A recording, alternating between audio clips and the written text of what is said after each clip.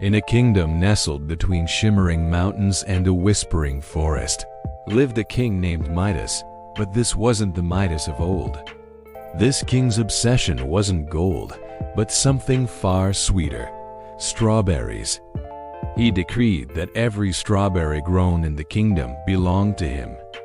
The royal gardeners cultivated fields of the most succulent, ruby-red berries just for his palate.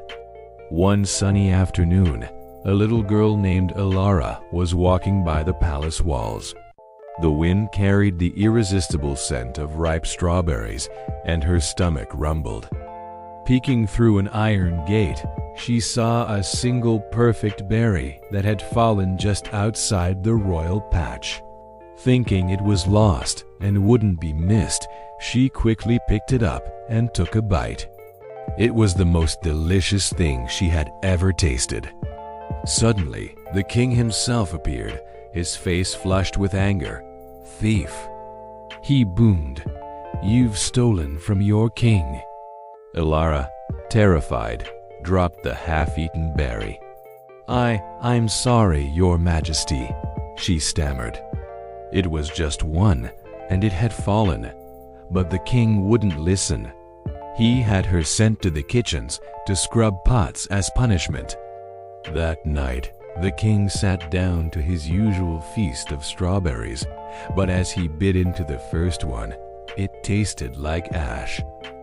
He tried another, and another. All of them were bitter and flavorless. A wise old woman who worked in the palace gardens approached him. "Your Majesty," she said softly, "a strawberry's sweetness doesn't come from the soil or the sun alone. It comes from the joy of sharing." The king was stunned.